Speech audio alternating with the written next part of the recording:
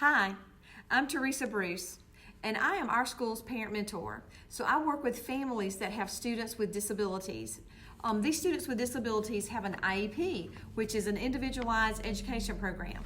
I actually have our document of our last IEP from my daughter. So it's really important as a parent that you know where this document is and that you can refer back to it, many times during the school year. So if you don't have your child's current IEP, please get in touch with me and I will be glad to get a copy to you, or you can come by the county office and pick up a copy. But on our last video, we were talking about who was actually sitting around the table with you during this IEP meeting and who they were and what their roles were. So if you haven't watched that video, you can back up and watch the video before this one, and it'll just kind of talk about who is sitting around your table. But this one, we wanted to really delve into that IEP document. So one of the first things that you're going to see on your document is the meeting dates, the implementation dates, the end dates, and the eligibility dates of the IEP. So this one, the one that I'm looking at, happens to be an amendment. So that means that just at some point during the school year, we actually had another IEP meeting. We called another IEP meeting for whatever reason, and sat down and discussed some things with the IEP team and made an amendment to my daughter's current IEP. So you're going to have all of those dates on there. You're going to have the primary exceptionality. That's just a big word of actually saying how your student is being served within the special education department and how their IEP, how they're eligible for their IEP. And in our example, my daughter had a specific learning disability. Now your document will say something else. It may say OHI, or that means other health impaired. It could be autism. It could be deaf, hard of hearing. So that is how your child, that is the primary exceptionality. It's also going to have information about your child, their name, their address, their school, their grade, their birthdays, things like that. It's also going to have the parents and guardians listed.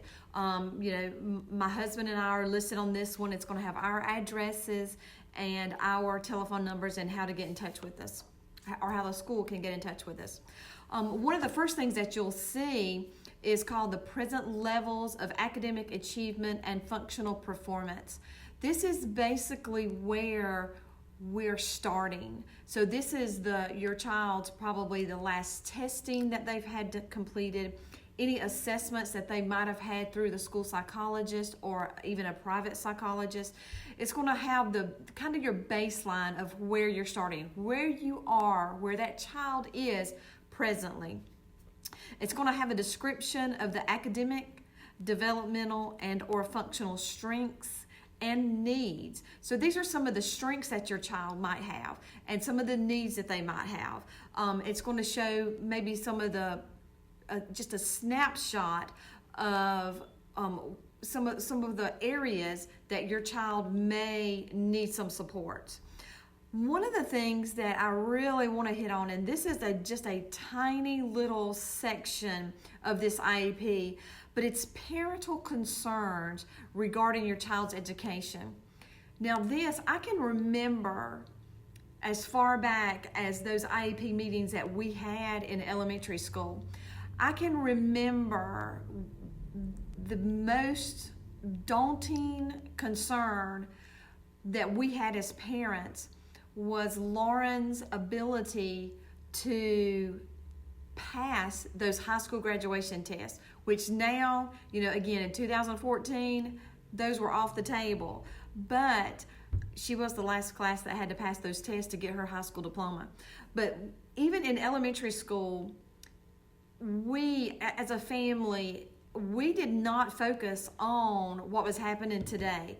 We felt like if we could maintain on a day-to-day basis within the school year to school year, my biggest concerns and our biggest concerns, her dad and I, was with her passing those high school graduation tests.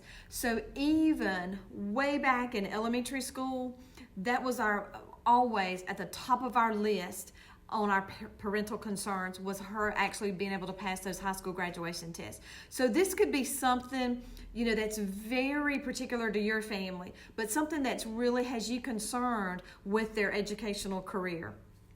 The next little section is the impact of your child's disability on how it's going to involve on her involvement or their involvement and the progress in the general education curriculum. So these are just how that disability is going to impact that classroom success. So that's just going to kind of spell it out a little bit further. The next thing that you're going to see on this document is the consideration of special factors. And these are things like behavior,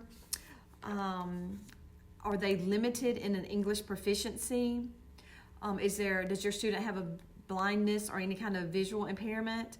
Does the student have a communication need or any kind of assistive technology? So those are going to be the next section on your IEP. It's just consideration of special factors.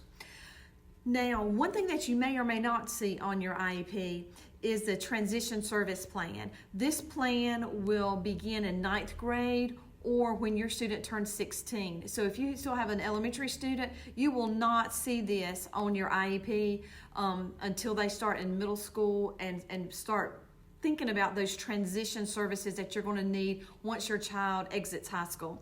So on here, because this is Lauren's very last IEP, it just talks about her strengths and her interests, because it's really important that we focus on our child's interests, where their interests lie, and maybe already thinking about that transition into adulthood. Where do their interests lie? What are they good at doing? How do they feel they can be successful? So just looking at some of those things. And also, I was noticing on here, one of her goals was actually to work on getting her driver's license. So we kind of had a timeline that we wanted her to start studying for the test, start understanding the test, and start looking, at some of the things that was going to be on the test. So that was one of her transitional goals, was to obtain her driver's license. So you can just look over that and see what transition goals that's on your student's IEP, and make sure that they do line up with your students' interests and what they would be interested in doing. Measurable annual goals. These are goals that, first of all, need to be measurable. They need to be where we're starting and then where we're going to end, so that goal can be measured. And it may be with something within their classroom.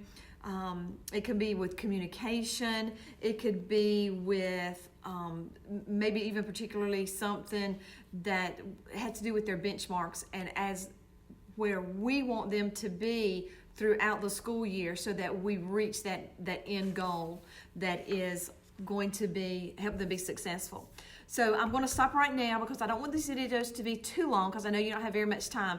But those are the first few pages of an IEP. So I encourage you to go ahead and find your child's IEP. Go ahead and be looking over those things, because to me, the IEP, that's your child's lifeline in that classroom. This is your child's way to success in that classroom. Make sure you know what's on that IEP. Make sure your child knows what's on that IEP. And then we're going to do the next video next week on really focusing on those student support. So my name and my contact information is on the screen.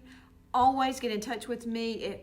Again, this is very surface level with these IEP documents. So if you would like to go deeper and really dig down into the many layers of your child's IEP, give me a call. We'll actually sit down and go through it line by line. So give me a call. If you're not on our database, shoot me an email, give me a call. Again, the information's on the screen. I'll be glad to add you to our parent database. And then also go ahead and subscribe to our YouTube channel, so that when we put videos up, that you'll be notified and can go there and watch those videos and go back and review those videos. And please feel free to share those videos with other parents in the community that may not have access to the videos. But anyway, give me a call. Thank you very much. Bye-bye.